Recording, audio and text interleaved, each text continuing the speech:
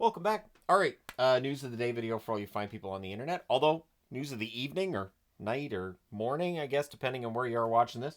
And if this seems kind of late for me to be posting a video, hey, 2 weeks, and then it's going to be pretty common that I'm going to be uploading videos late. So anyways, so if you have the bell, the notification thing, you probably don't want to have that during the regular season. And I always say that to people because honestly, I totally get it. Anyways, Cole Perfetti and the Jets and their stalemate with one another. Cole Perfetti signs a 2-year deal with the Jets, so it's a bridge contract.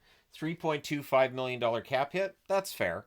I think that Perfetti, depending on which line he ends up on, could be a 25-plus goal scorer this year. Very talented player, young player, of course, key part of the future there in Winnipeg, so future's pretty bright, and Perfetti should be a big part of it. So I like this contract. I don't mind the cap hit either, and we'll see how it goes.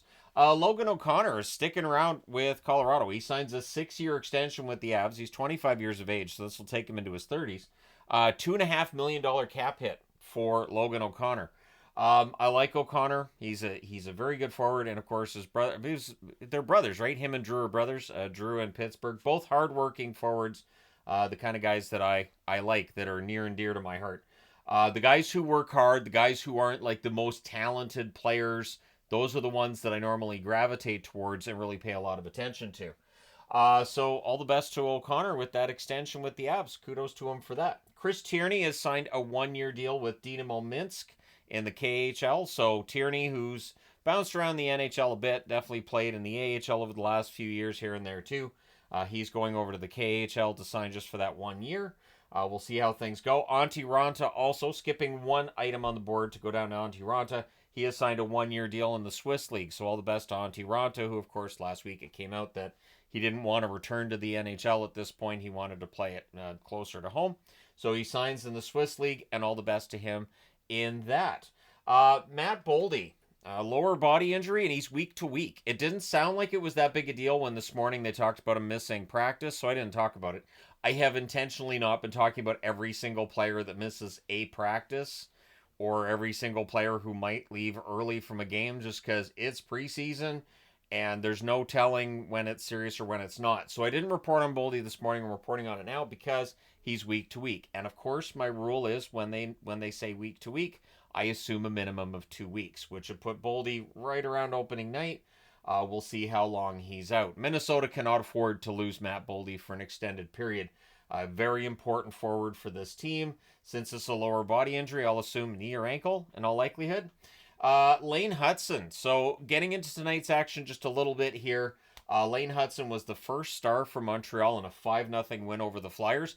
I'm not that worried about spoilers during the regular season. I wouldn't be talking about this because spoilers and all that, it's preseason. I don't think spoilers are a problem. And Lane Hutson, I think, now has an inside track on making the Montreal Canadiens out of camp, which really isn't that big a surprise, but it does mean you only have a certain number of spaces available for the youngins.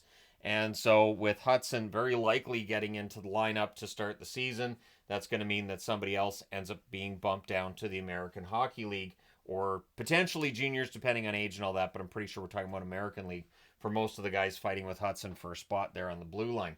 And Devin Levi. So for Buffalo to get into the playoffs and manage to end their run of futility that dates back to the 2011-2012 season, they're going to need some solid goaltending, not just UPL, but Devin Levi tonight gave them that. 25 saves on 26 shots and a 6-1 win over Columbus.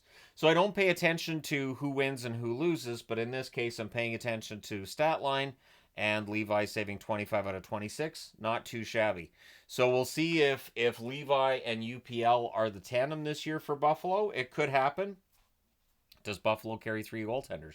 We shall see. They carried 3 for a while last year, so it could happen again. But there you go. Yeah, quick news video. Let me know your thoughts in the comment section below. As always, don't forget to hit like and subscribe in the event you've not done so already. Thank you guys so much for all your support as always. I will talk to you again soon.